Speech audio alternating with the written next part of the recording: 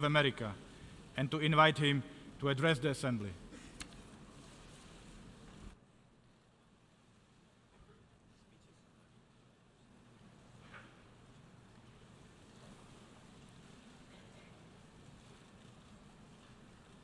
Mr. Secretary General, Mr. President, world leaders, and distinguished delegates, welcome to New York. It is a profound honor to stand here in my home city as a representative of the American people to address the people of the world. As millions of our citizens continue to suffer the effects of the devastating hurricanes that have struck our country, I want to begin by expressing my appreciation to every leader in this room who has offered assistance and aid. The American people are strong and resilient, and they will emerge from these hardships more determined than ever before. Fortunately, the United States has done very well since Election Day last November 8th. The stock market is at an all-time high, a record. Unemployment is at its lowest level in 16 years, and because of our regulatory and other reforms, we have more people working in the United States today than ever before. Companies are moving back, creating job growth the likes of which our country has not seen in a very long time. And it has just been announced that we will be spending almost $700 billion on our military and defense.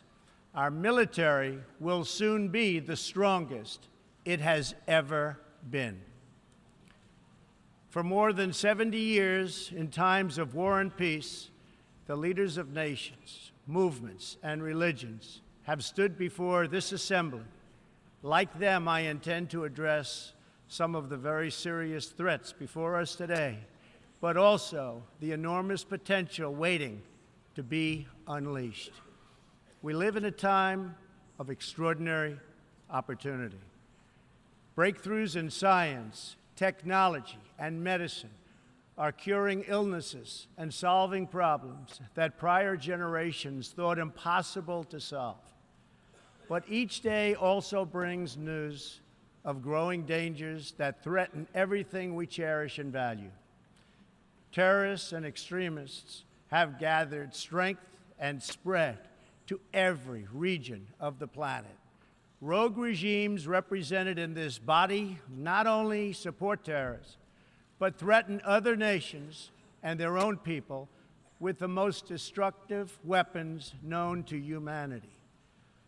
Authority and authoritarian powers seek to collapse the values, the systems, and alliances that prevented conflict and tilted the world toward freedom since World War II. International criminal networks traffic drugs, weapons, people, force dislocation and mass migration, threaten our borders, and new forms of aggression exploit technology to menace our citizens. To put it simply, we meet at a time of both immense promise and great peril. It is entirely up to us whether we lift the world to new heights or let it fall into a valley of disrepair. We have it in our power, should we so choose, to lift millions from poverty, to help our citizens realize their dreams, and to ensure that new generations of children are raised free from violence, hatred, and fear. This institution was founded in the aftermath of 2 world wars to help shape this better future. It was based on the vision that diverse nations could cooperate to protect their sovereignty, preserve their security, and promote their prosperity. It was in the same period, exactly 70 years ago, that the United States developed the Marshall Plan to help restore Europe. those three beautiful pillars, they're pillars of peace: sovereignty, security, and prosperity. The Marshall Plan was built on the noble idea that the whole world is safer when nations are strong, independent, and free. As President Truman said in his message to Congress at that time, our support of European recovery is in full accord with our support of the United Nations. The success of the United Nations depends upon the independent strength of its members. To overcome the perils of the present and to achieve the promise of the future, we must begin with the wisdom of the past. Our success depends on a coalition of strong and independent nations that embrace their sovereignty to promote security, prosperity, and peace for themselves and for the world.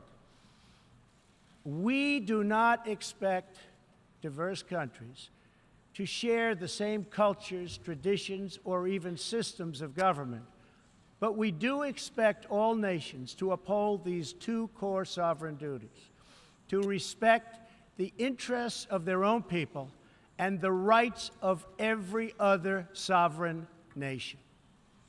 This is the beautiful vision of this institution, and this is the foundation for cooperation and success. Strong sovereign nations let diverse countries with different values, different cultures, and different dreams not just coexist, but work side by side on the basis of mutual respect. Strong sovereign nations let their people take ownership of the future and control their own destiny. And strong sovereign nations allow individuals to flourish in the fullness of the life intended by God. In America, we do not seek to impose our way of life on anyone, but rather to let it shine as an example for everyone to watch. This week gives our country a special reason to take pride in that example. We are celebrating the 230th anniversary of our beloved Constitution, the oldest Constitution still in use in the world today. This timeless document has been the foundation of peace, prosperity, and freedom for the Americans, and for countless millions around the globe whose own countries have found inspiration in its respect for human nature, human dignity, and the rule of law. The greatest in the United States Constitution is its first three beautiful words. They are, "We the people." Generations of Americans have sacrificed to maintain the promise of those words, the promise of our country and of our great history. In America, the people govern, the people rule, and the people are sovereign. I was elected not to take power, but to give power to the American people where it belongs. In foreign affairs, we are renewing this founding principle of sovereignty. Our government's first duty is to its people, to our citizens, to serve their needs, to ensure their safety, to preserve their rights, and to defend their values. As President of the United States, I will always put America first, just like you, as the leaders of your countries, will always and should always put your countries first.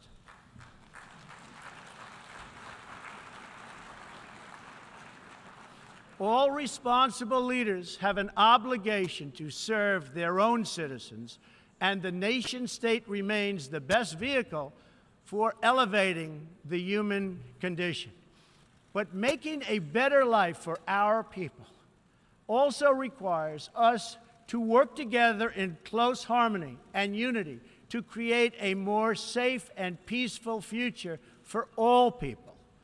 The United States will forever be a great friend to the world, and especially to its allies. But we can no longer be taken advantage of or enter into a one-sided deal where the United States gets nothing in return. As long as I hold this office, I will defend America's interests above all else.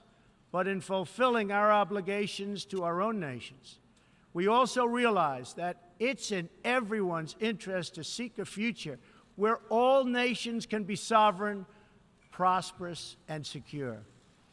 America does more than speak for the values expressed in the United Nations Charter.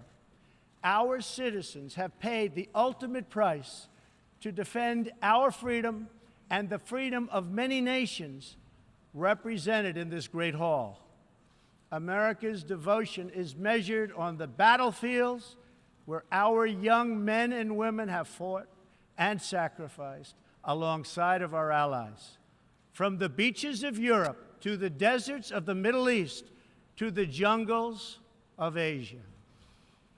It is an eternal credit to the American character that even after we and our allies emerged victorious from the bloodiest war in history, we did not seek territorial expansion or attempt to oppose and impose our way of life on others. Instead, we helped build institutions such as this one to defend the sovereignty, security, and prosperity for all.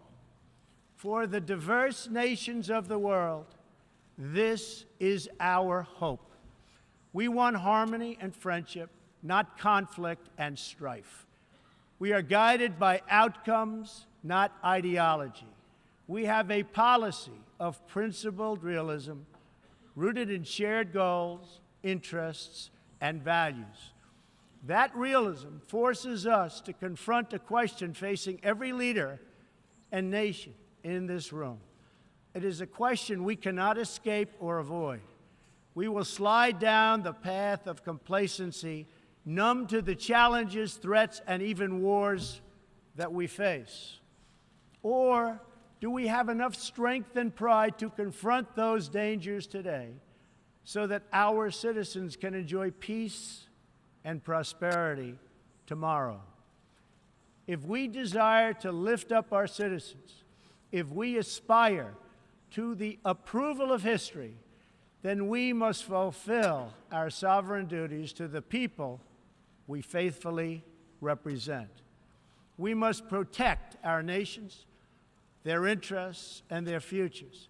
We must reject threats to sovereignty from the Ukraine to the South China Sea.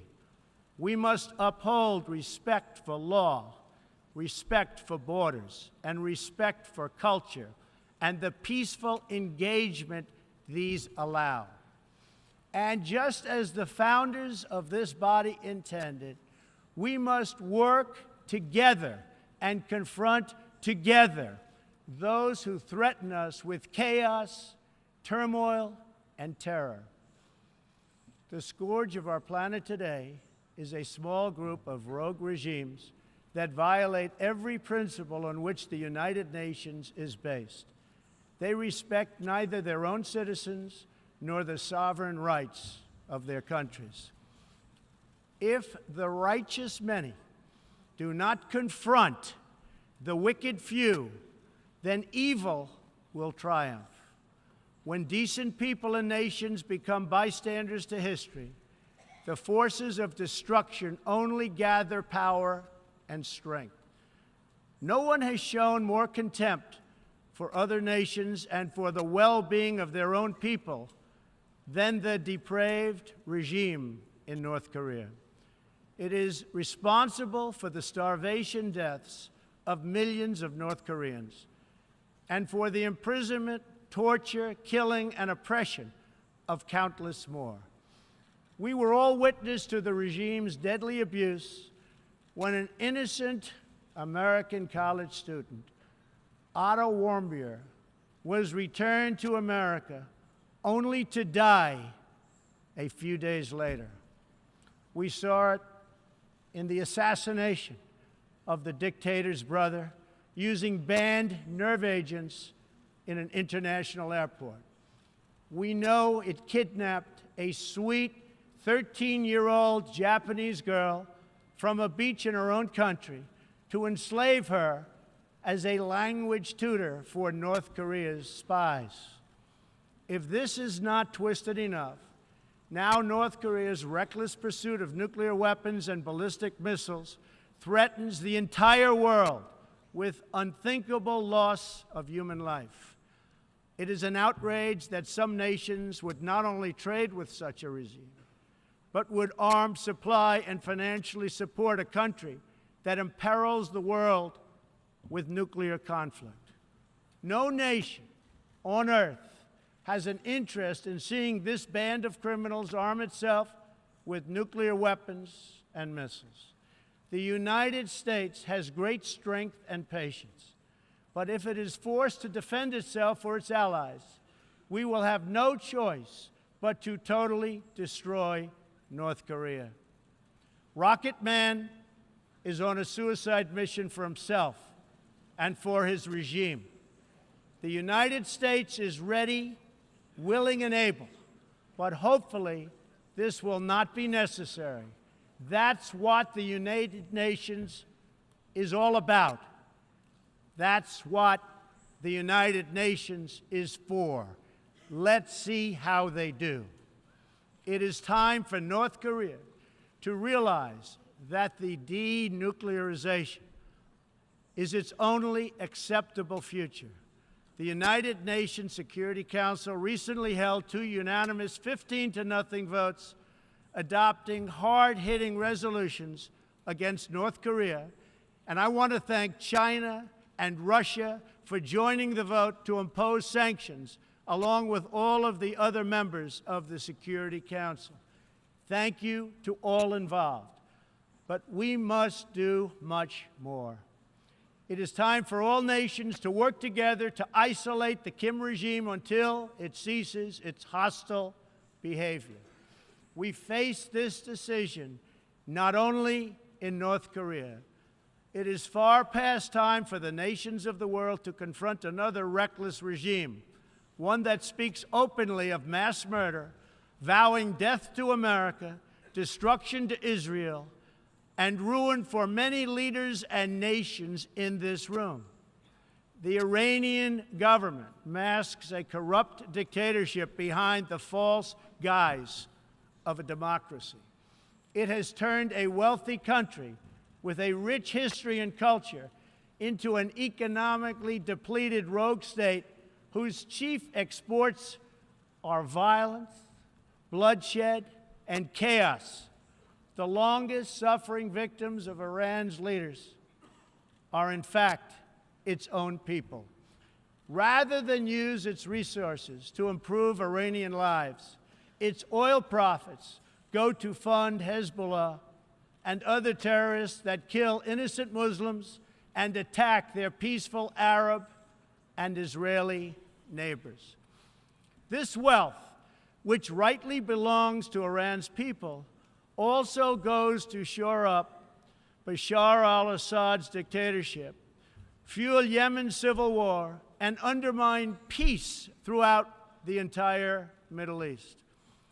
We cannot let a murderous regime continue these destabilizing activities while building dangerous missiles, and we cannot abide by an agreement if it provides cover for the eventual construction of a nuclear program.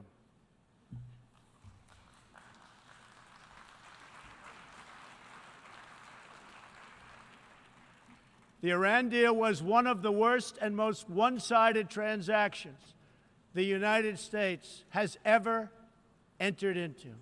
Frankly, that deal is an embarrassment to the United States, and I don't think you've heard the last of it, believe me. It is time for the entire world to join us in demanding that Iran's government end its pursuit of death and destruction.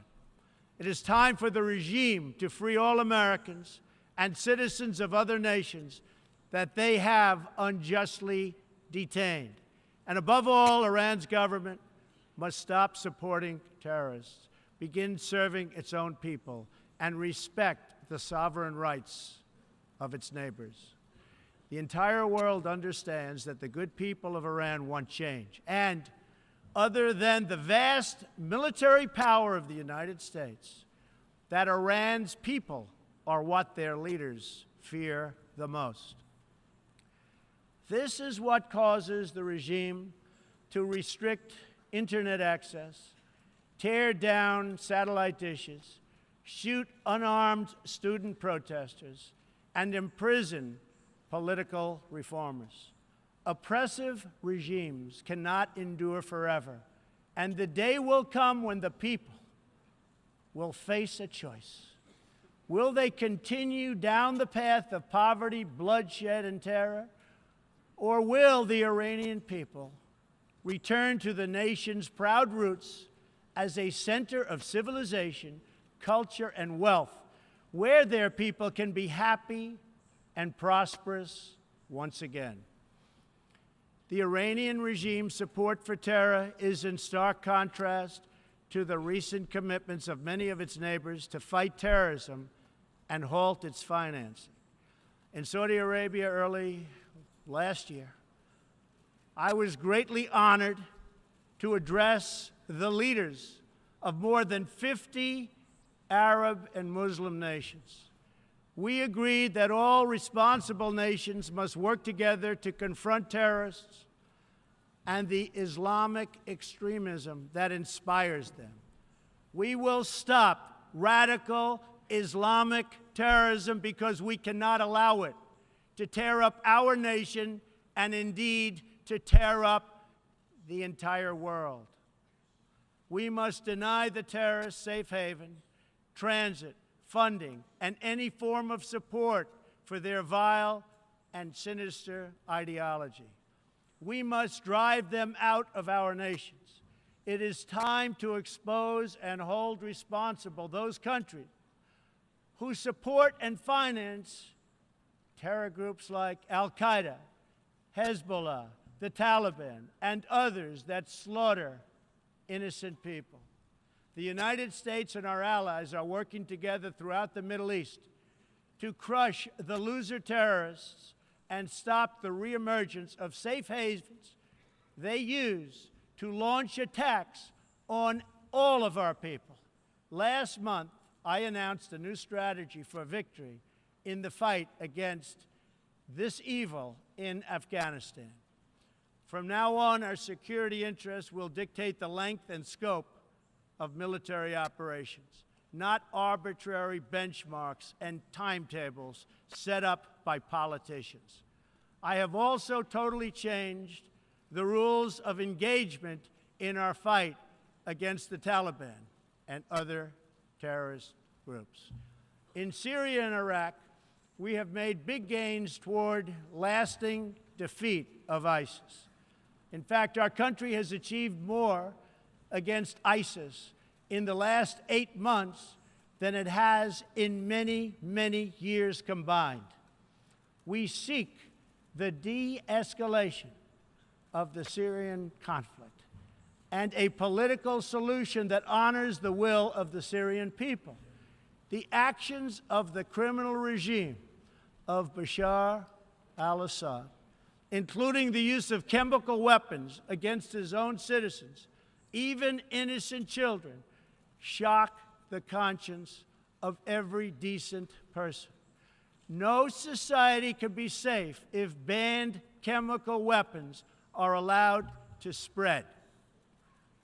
That is why the United States carried out a missile strike on the airbase that launched the attack. We appreciate the efforts of the United Nations agencies that are providing vital humanitarian assistance in areas liberated from ISIS, and we especially thank Jordan, Turkey, and Lebanon for their role in hosting refugees from the Syrian conflict. The United States is a compassionate nation, and has spent billions and billions of dollars in helping to support this effort. We seek an approach to refugee resettlement that is designed to help these horribly treated people and which enables their eventual return to their home countries to be part of the rebuilding process. For the cost of resettling one refugee in the United States, we can assist more than 10 in their home region. Out of the goodness of our hearts, we offer financial assistance to hosting countries in the region, and we support recent agreements of the G20 nations that will seek to host refugees as close to their home countries as possible. This is the safe, responsible, and humanitarian approach. For decades, the United States has dealt with migration challenges here in the Western Hemisphere. We have learned that over the long term, uncontrolled migration is deeply unfair to both the sending and the receiving countries. For the sending countries, it reduces domestic pressure to pursue needed political and economic reform and drains them of the human capital necessary to motivate and implement those reforms. For the receiving countries, the substantial costs of uncontrolled migration are borne overwhelmingly by low-income citizens whose concerns are often ignored by both media and government. I want to salute the work of the United Nations in seeking to address the problems that cause people to flee from their homes. The United Nations and African Union led peacekeeping missions to have invaluable contributions in stabilizing conflicts in Africa. The United States continues to lead the world in humanitarian assistance, including famine prevention and relief in South Sudan, Somalia, and northern Nigeria and Yemen. We have invested in better health and opportunity all over the world through programs like PEPFAR, which funds AIDS relief, the President's Malaria Initiative, the Global Health Security Agenda, the Global Fund to End Modern Slavery, and the Woman Entrepreneurs Finance Initiative, part of our commitment to empowering women all across the globe. We also thank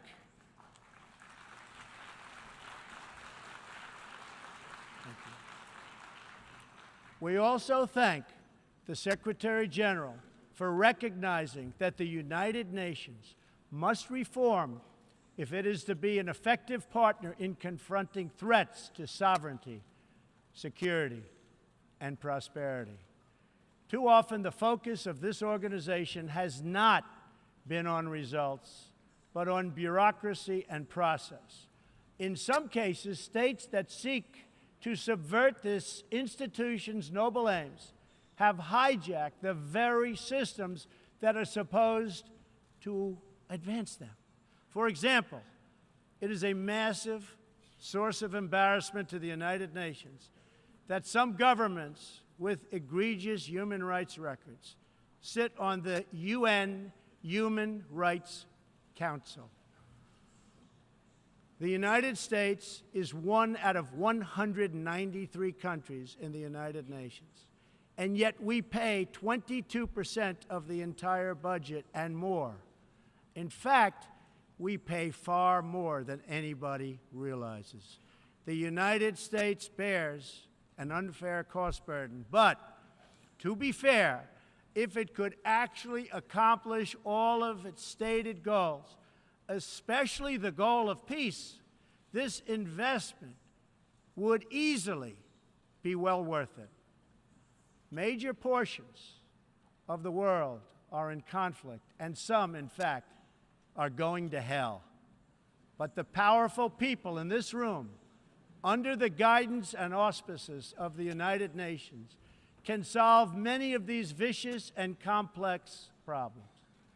The American people hope that one day soon the United Nations can be a much more accountable and effective advocate for human dignity and freedom around the world. In the meantime, we believe that no nation should have to bear a disproportionate share of the burden, militarily or financially. Nations of the world must take a greater role in promoting secure and prosperous societies in their own regions. That is why in the Western Hemisphere, the United States has stood against the corrupt, destabilizing regime in Cuba and embraced the enduring dream of the Cuban people to live in freedom. My administration recently announced that we will not lift sanctions on the Cuban government until it makes fundamental reforms. We have also imposed tough, calibrated sanctions on the socialist Maduro regime in Venezuela, which has brought a once thriving nation to the brink of total collapse. The socialist dictatorship of Nicolas Maduro has inflicted terrible pain and suffering on the good people of that country. This corrupt regime destroyed a prosperous nation by imposing a failed ideology that has produced poverty and misery everywhere it has been tried. To make matters worse, Maduro has defied his own people, stealing power from their elected representatives to preserve his disastrous rule. The Venezuelan people are starving, and their country is collapsing. Their democratic institutions are being destroyed. This situation is completely unacceptable, and we cannot stand by and watch.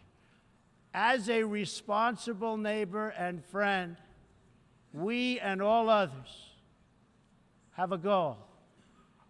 That goal is to help them regain their freedom, recover their country, and restore their democracy.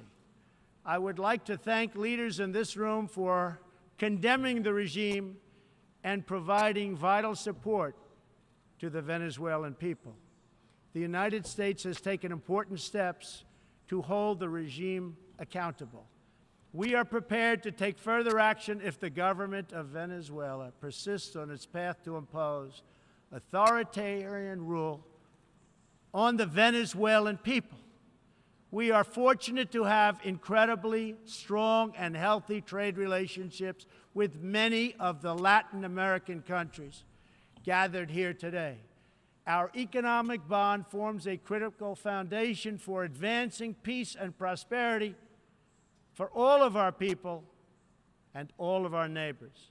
I ask every country represented here today to be prepared to do more to address this very real crisis. We call for the full restoration of democracy and political freedoms in Venezuela.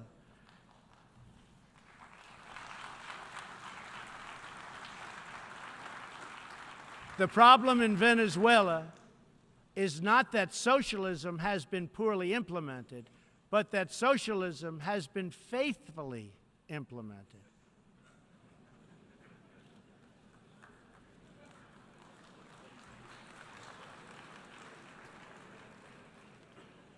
From the Soviet Union to Cuba to Venezuela, wherever true socialism or communism has been adopted, it has delivered anguish and devastation and failure.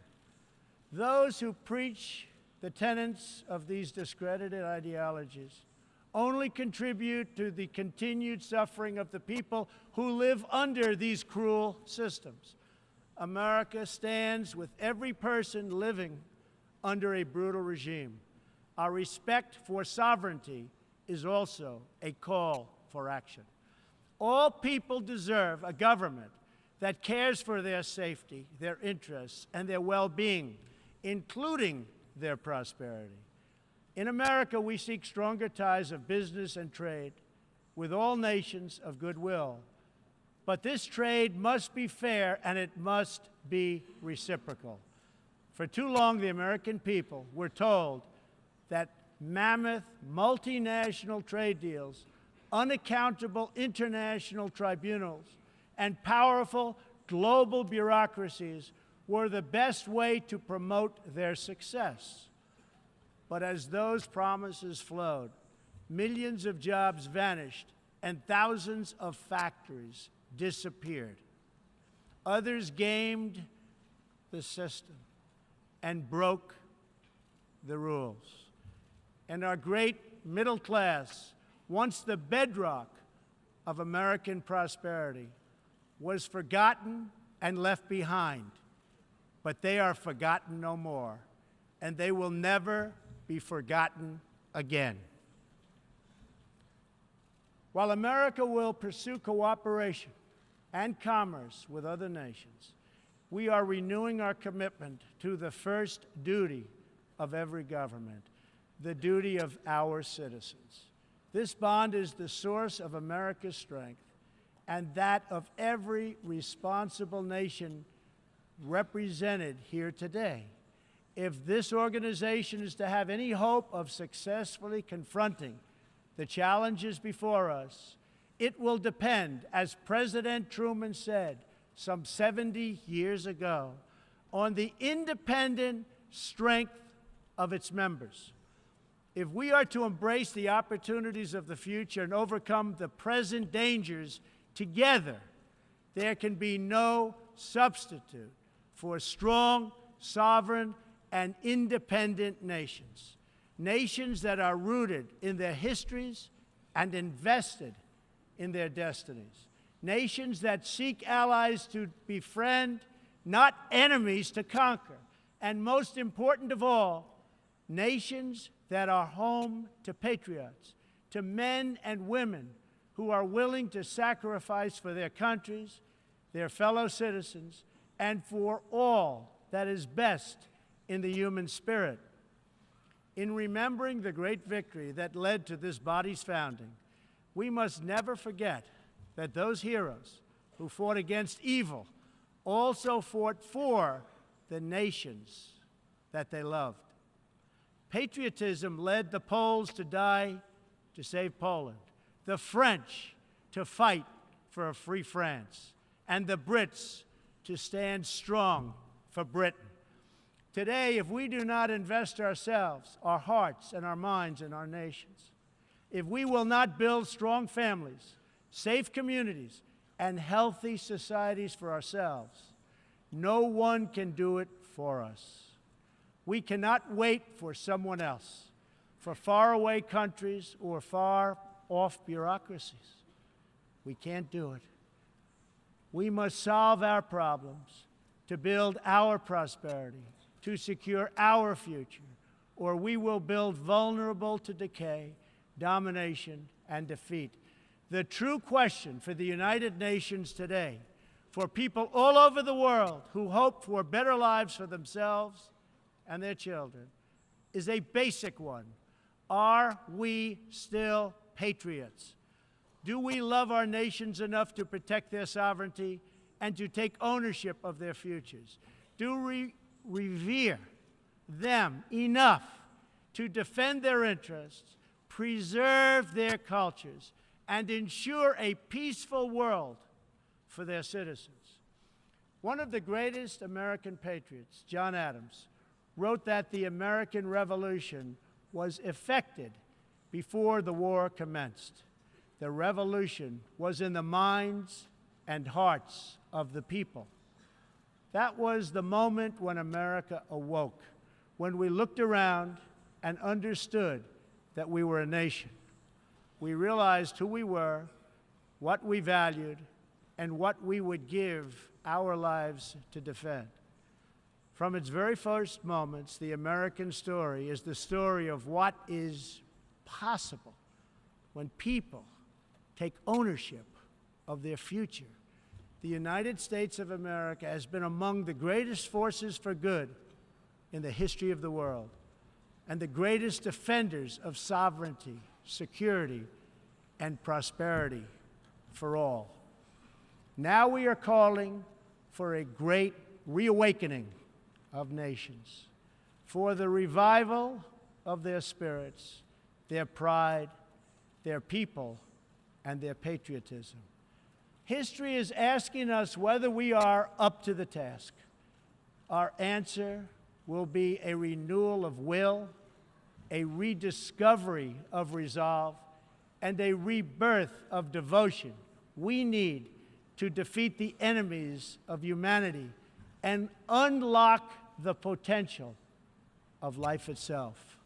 Our hope is a word and world of proud, independent nations that embrace their duties, seek friendship, respect others, and make common cause in the greatest shared interest of all, a future of dignity and peace for the people of this wonderful earth.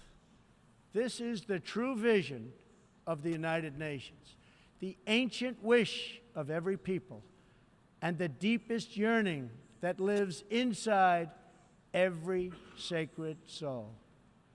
So let this be our mission, and let this be our message to the world. We will fight together, sacrifice together, and stand together for peace, for freedom, for justice, for family, for humanity, and for the Almighty God who made us all. Thank you. God bless you. God bless the nations of the world, and God bless the United States of America. Thank you very much.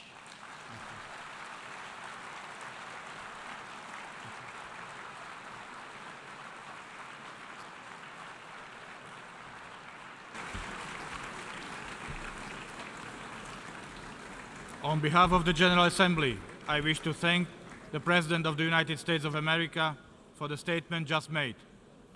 May I request representatives to remain seated while we greet the President, after which the meeting will stand suspended for 5 minutes before resuming to hear the next speaker.